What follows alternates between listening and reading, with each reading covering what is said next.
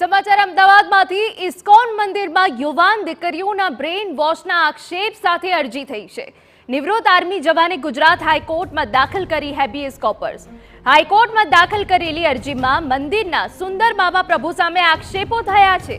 અરજદારની દીકરીને મથુરાના એક શિષ્ય સાથે ભગાડી દીધી હોવાના આક્ષેપ થયા। જૂનમાં દીકરીના ગુરુ સુંદર મામા પ્રભુએ પોતાના શિષ્ય સાથે ભગાડી હોવાનો દાવો થયો છે। 3.62 લાખ રોકડા 23 તોલા સોનું લઈ દીકરીને ભગાડી હોવાનો આરોપ મૂક્યો છે।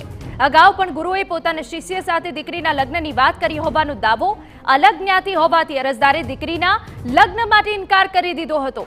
હાલ ઉત્તર પ્રદેશના મથુરામાં અરજદારની દીકરી હોવાની માહિતી છે। ત્યારે અમારા સંવાદદાતા રોનક વર્મા વધુ વિગતે વાત કરવા જોડાયા છે। રોનક, શું છે સમગ્ર ઘટના?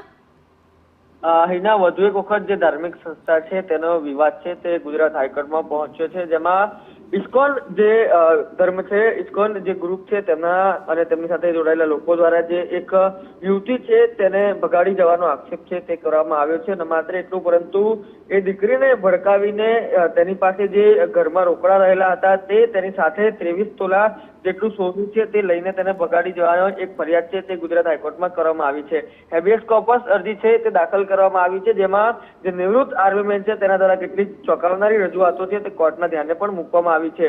દીકરીઓને ભક્તિના નામે બ્રેનવોશ કરવાનું કામ છે તે અત્યારે થઈ રહ્યો હોવાનું પણ અરજદારનો આક્ષેપ છે। આ ઉપરાંત જે કેટલાક લોકો છે તે પણ કેટલાક બીજા કામ સાથે સંકળાયેલા છે તે પ્રકારનો પણ આક્ષેપ છે ગુજરાત હાઈકોર્ટમાં સુનાવણી દરમિયાન કરવામાં આવ્યો છે। આ સમગ્ર મામલે દલીલોને અંતે ગુજરાત હાઈકોર્ટ દ્વારા જે નોટિસ છે તે ઇસ્યુ કરવામાં આવી છે અને જવાબદાર પક્ષકારો સામે જે જવાબ છે તે પણ માંગવામાં આવ્યો છે। ત્યારે જાન્યુઆરી માસમાં આ સમગ્ર મામલે વિગતવાર સુનાવણી હાથ ધરાશે, પરંતુ ઇસ્કોન સંપ્રદાય સાથે જોડાયેલી આ ખૂબ ચોંકાવનારી વિગતો અત્યારે સામે આવી રહી છે। બિલકુલ આભાર રોનક। તો અરજદારે પોલીસ કમિશનર, કાયદા અને ગૃહ મંત્રાલયમાં પણ અરજી આપી હોવાની વિગતો।